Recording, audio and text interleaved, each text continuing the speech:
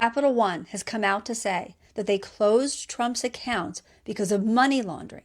And instead of trying to prove them wrong, he is trying to find out who the employees were inside Capital One so he can go after them. Back in 2021, Capital One closed hundreds of Trump's accounts, including organizations run by Eric Trump. Trump sued them because he said it was in retaliation for January 6th, when it turns out they had been conducting a months-long investigation into his money laundering. The financial crimes team, with decades of experience, found the crimes to be so outrageous that they didn't even give the Trump organization a chance to respond. That is unheard of. They told Trump that his accounts were closed and he needed to move his money elsewhere. And now there's a chance that all of this will be made public.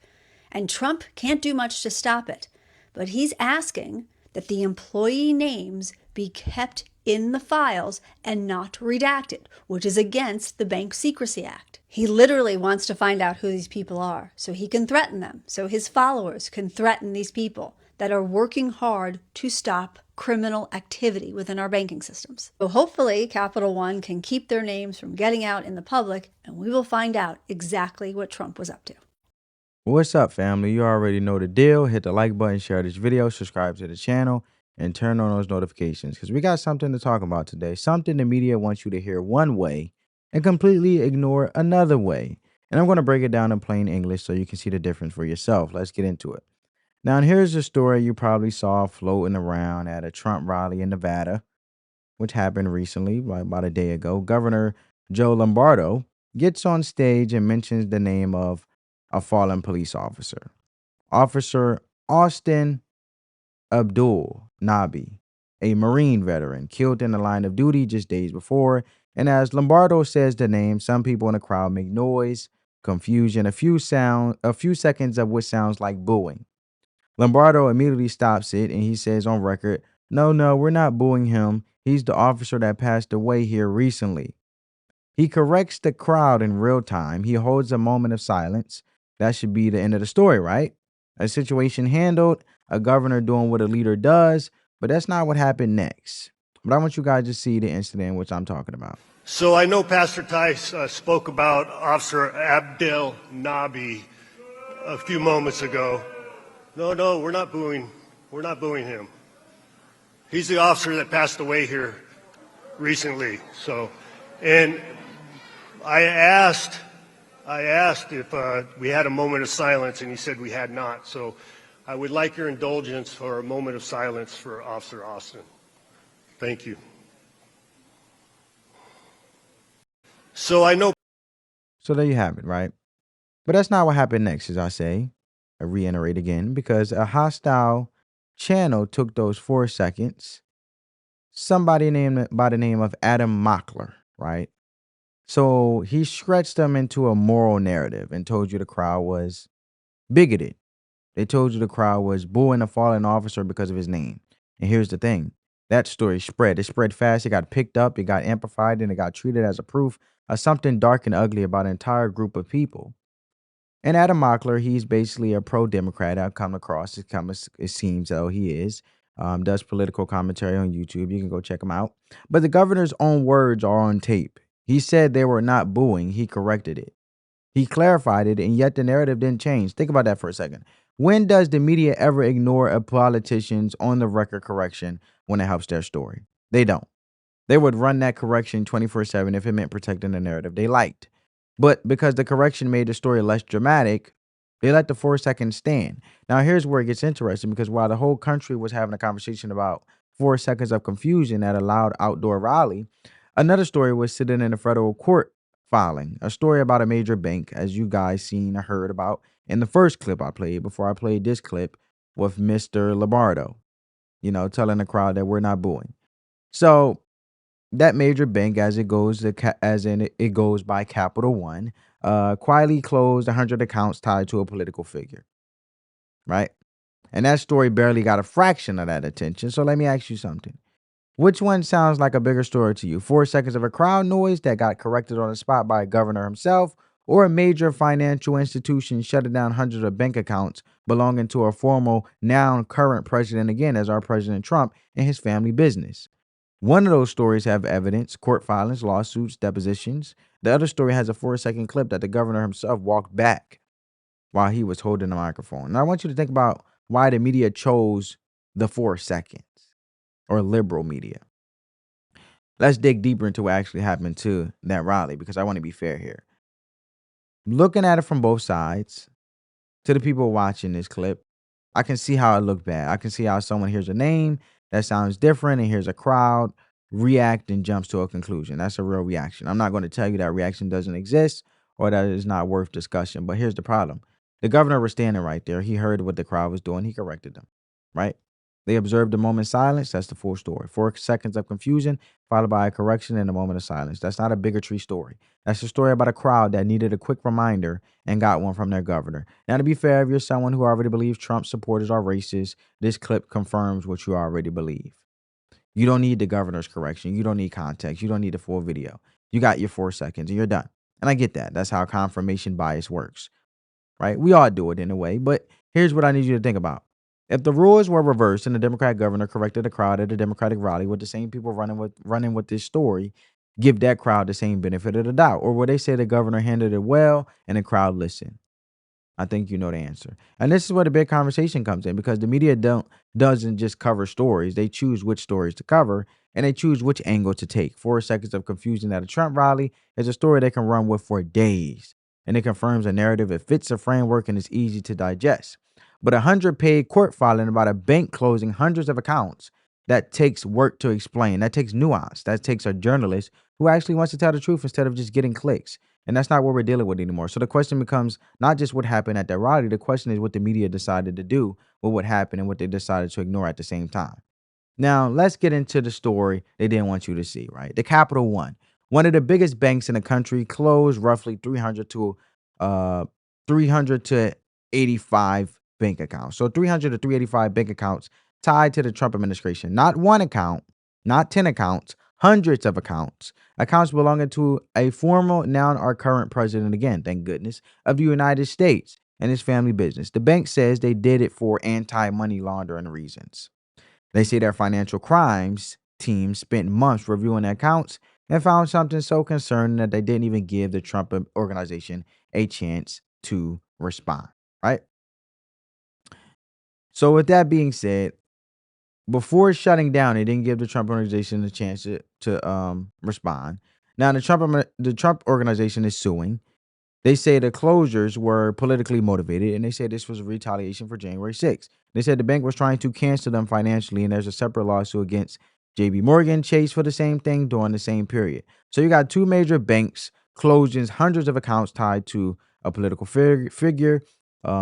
At the time, our former, now as our current president again. And the bank's defense is basically, trust us, we had our reasons. Now, pause for a second. If this happened to anyone else, any other prominent political figure, would the media be all over it? Would we be getting wall-to-wall coverage about financial surveillance and banking power and the weaponization of the financial system?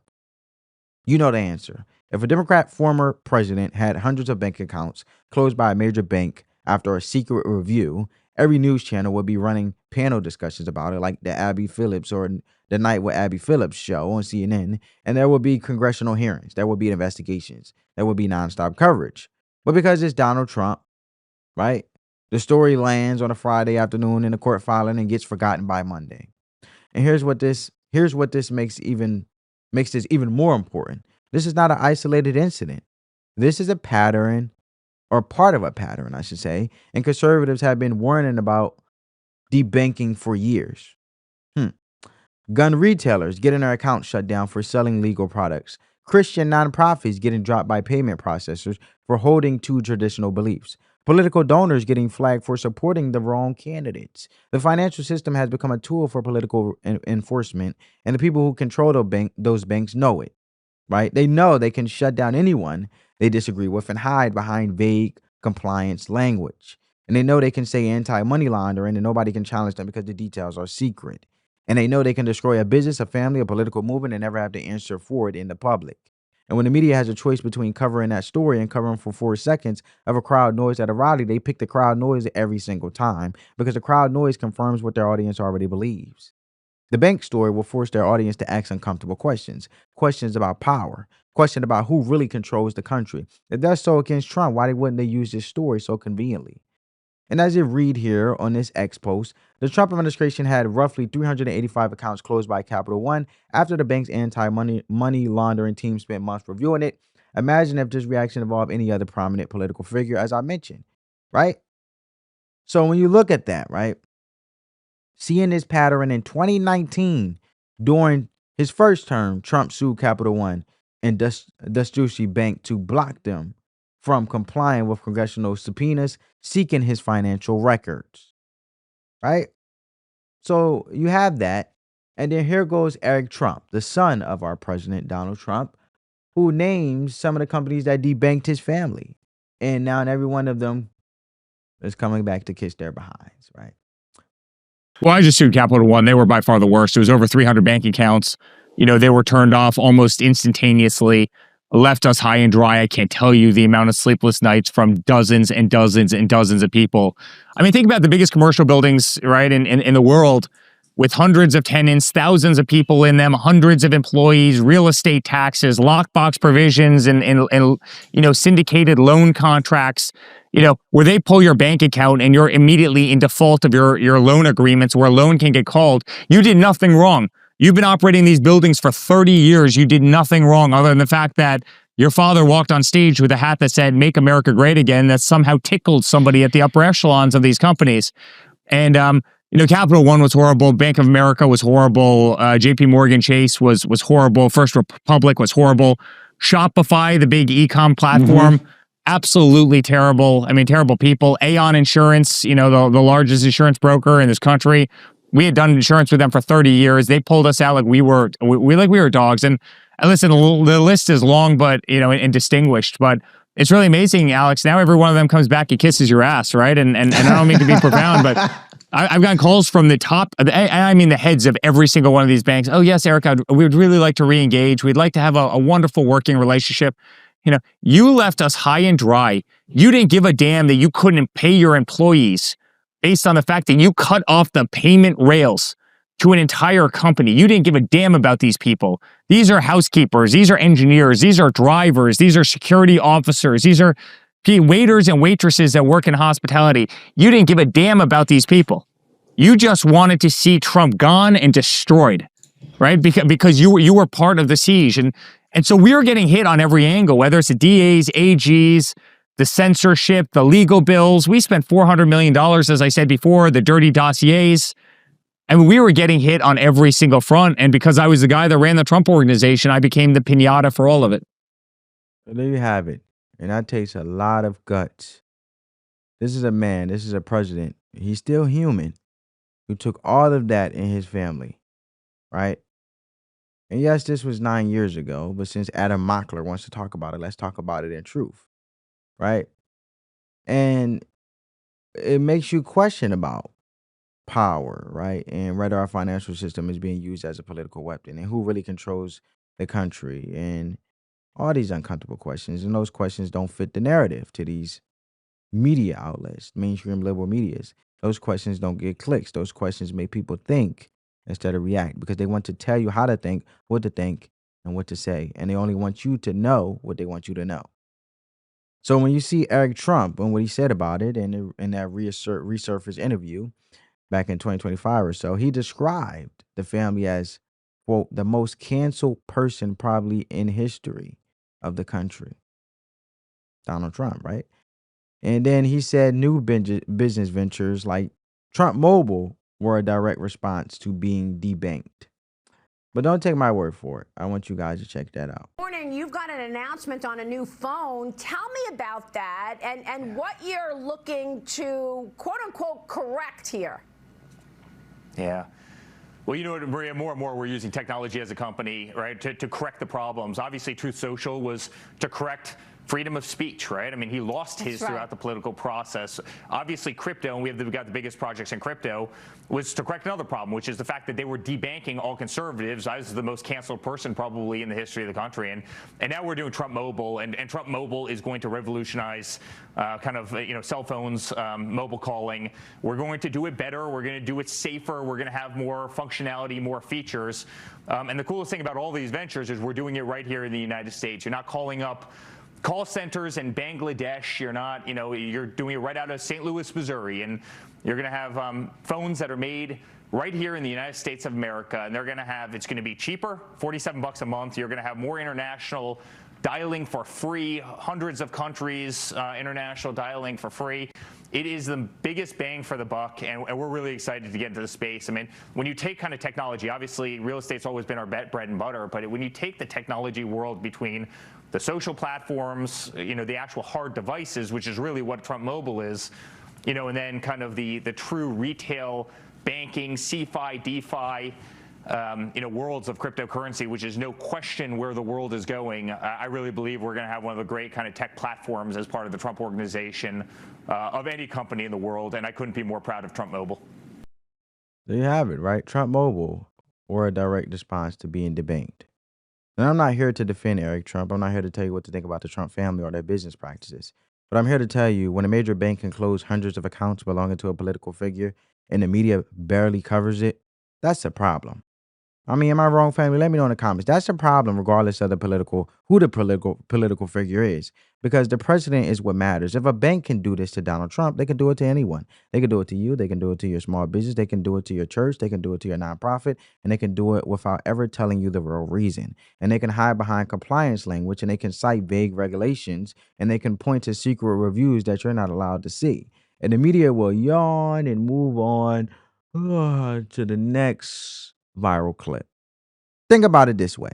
Imagine you run a small business in your community. You've been operating for 15 years. You got employees, you got a mortgage, you got contracts. And one day you get a letter saying your bank accounts are closed. No explanation, no appeal, no warning, just a letter saying your business is done. That's what we're talking about here. That's what debanking looks like in real life. And when it happens to a political figure, it's a warning to everyone else. The message is clear. Step out of line, say the wrong thing, support the wrong candidate, and the financial system can erase you. No trial, no jury, no appeal, just a letter from a compliance department. Now, let me ask you something. How many stories like this have we seen in the last 5 years? How many times have conservatives, right, gun owners, religious organizations, and political descendants lost their banking access with no explanation? How many people have been quietly removed from the financial system because someone in a bank decided they didn't like what they stood for? And how many of those stories ever made the evening news? The answer is almost none. Not to mention that political violence that is all-time high has it ever been politically in this time of history. The media doesn't see debanking as a story. They see it as a feature of the system. They see it as the natural consequence of being on the wrong side of the political divide because you disagree. And they're fine with it as long as the wrong side keeps losing. But here's the thing. This isn't about left or right. This isn't about Democrat or Republican. This is about whether the financial system belongs to the people or to the banks. And this is about whether a few people in a corporate compliance department should have the power to shut down anyone they disagree with. And this is about whether we still live in a country where you can participate in the economy without being approved by a political litmus test. And the answer to that question is getting less clear every day.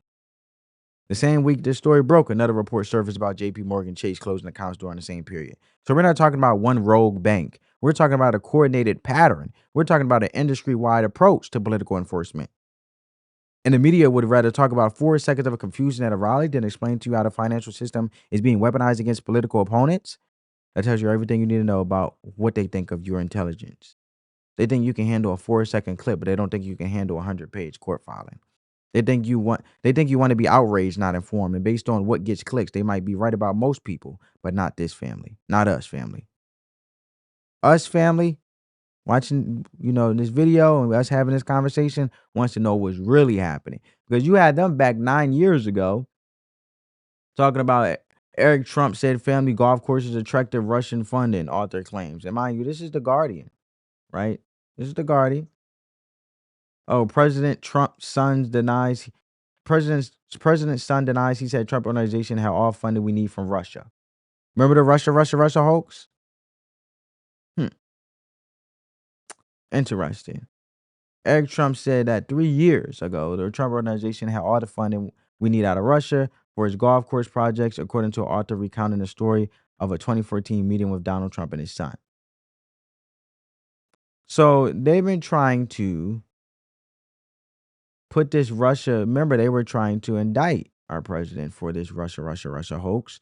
Obama was pushing it. All of the Democrats was pushing this Russia hoax because the hoax was basically tied to President Trump. They were trying to project and say he was trying to take over the election. And Hillary Clinton came out all humorously and all normal and all happy and jolly and like it was nothing and said, "Oh, we should work with China to steal the election as well then." And they really were. They were projecting the whole time and trying to put a hoax onto President Trump. And the whole time it was them working with China, basically rigging the election machines and votes to turn out to be Democrat votes, which is what turned in result of Biden winning the election with all those votes. I didn't believe that he had that many votes in the first place, in my opinion. But they did that to basically project to get the heat off of them until the truth came out, right? And then they wanted to basically freeze his accounts because they wanted to tie the Russia hoax as well to basically strip this man from everything he had built with his hard work, right? The American dream. So when you see all of this, right? And seeing how the truth plays out and how us family, we want to understand how the system works and want to know what's really happening and wants to be equipped with the truth so we can make our own decisions here. That's why we're here having this conversation. And that's why we break this down, because the truth matters more than the narrative. And the truth is that a major bank closed hundreds of accounts belonging to a political figure. And the media chose to talk about 4 seconds of a crowd noise instead. Now, let me bring this home because the story about the rally is over. Governor Lombardo corrected the crowd. The crowd observed a moment of silence.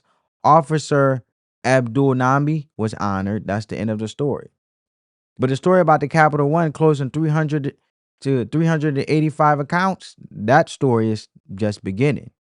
Right? I showed you the TikTok that was posted 4 days ago from that nice woman or nice woman presenting and trying to portray it as Trump is just going after the banks, right? Capital One, to be more specific.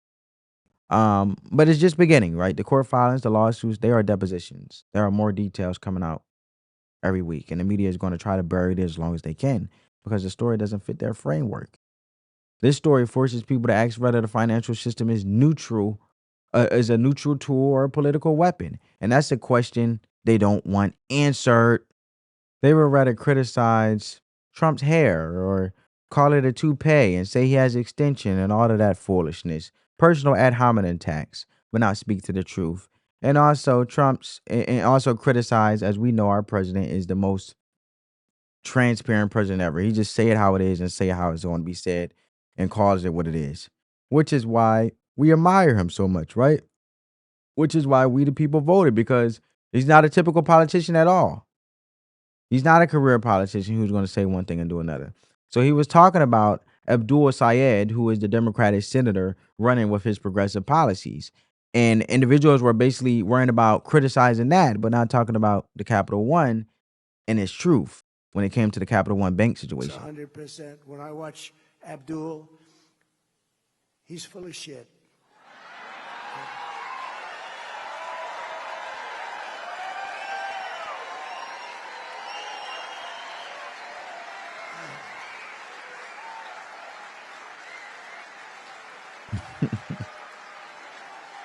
Ain't nothing like saying the truth with a smile, I guess, right?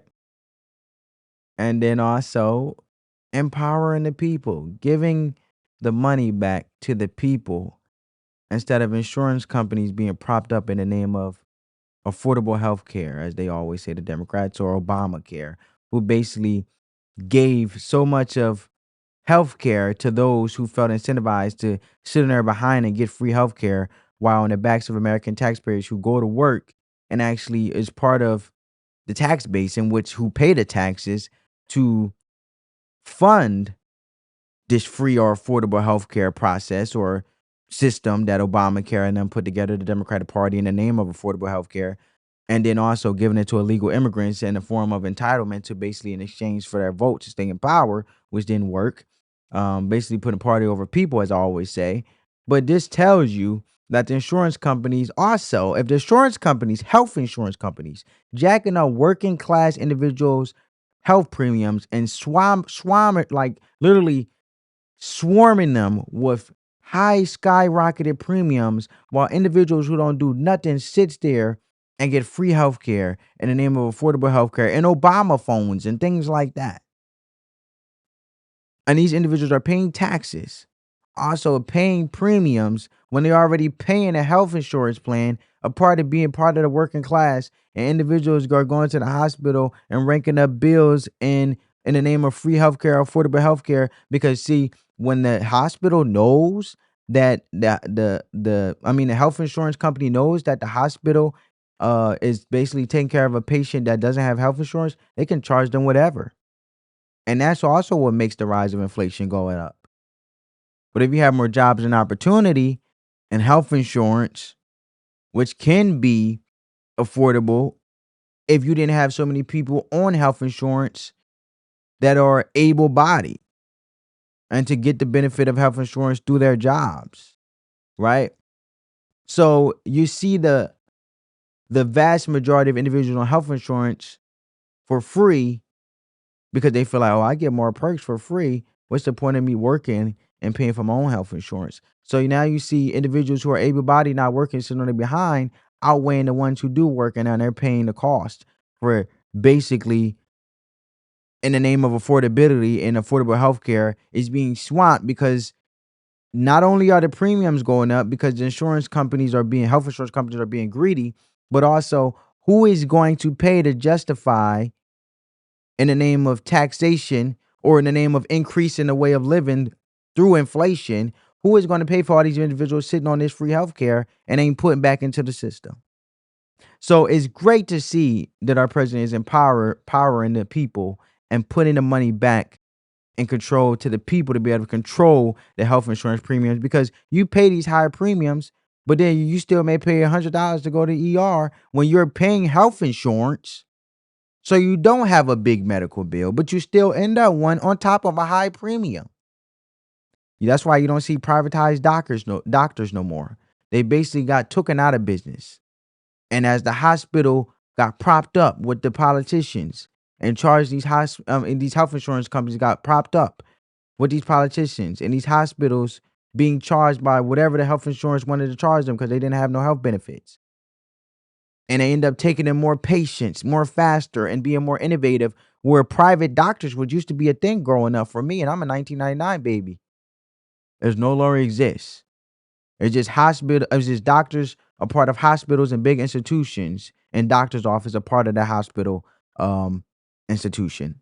No more private family doctors no more. No more family doctor businesses running their family no more. It's actually cheaper for a concierge doctor, they call it, or something that could come to your house. And it's actually cheaper if you do pay out of pocket. I'm starting to see more than you paying health insurance, which you think you're paying for something in advance, but you're not. So it's amazing to see this. We will pass the Great Health Care Plan. It's called the Great Health Care Plan to stop all payments to big insurance companies and give the money directly to the people. We will pass. So my whole point is playing is I know it mean like what does it have to do with Capital One and the 4-second Raleigh. My point is that the media likes to take things they want to make full of outrage instead of speaking the truth. And this entire they tried to script this man. This man still walked in his truth, and he's still empowering American people and trying to bring everything back together in the name of a year he been in office that have been decades of corruption and draining and swamp. So I want to ask you, family. Have you ever been debanked? Have you ever had a bank account closed with no explanation? Have you ever been denied a service because who you voted for or what you believe? Have you ever watched someone in your community lose their business because the bank decided it didn't fit the profile? If you have, I want to hear about it in the comments. Drop it below. Let me know, family, because this is happening to more people than you think. Right? The only way to stop it is to talk about it, to shine the light on it, to make enough noise that the media can't ignore it anymore. Now, Proverbs chapter 18, verse 13 says, "To answer before listening, that is folly and shame." That is this whole situation in a nutshell, family. The media answer before they listen. They heard 4 seconds of crowd noise and declared the verdict before the governor even finished his sentence. They answered before they listened to the full story. They answered before they read the 385 account filing. And that's the problem. That's the folly. That's the shame. But Trump is going and attacking Capital One. But here's the good news. The truth doesn't need you to answer quickly. It just needs you to listen. And when you take the time to listen, when you wait for the other side, when you read the full story instead of reacting to the clip, you avoid the folly. You avoid the shame. You end up with the truth. And the truth always wins, as I said. And don't be the person who answers before they listen. Be the person who waits. Be the person who examines. Be the person who gets it right. That's the life wisdom for today, family. Hope you guys enjoyed this video. Catch you in the next one. Spread that peace, love, and positivity. Let the love supersede the hate. I'll catch you in the next one. Peace.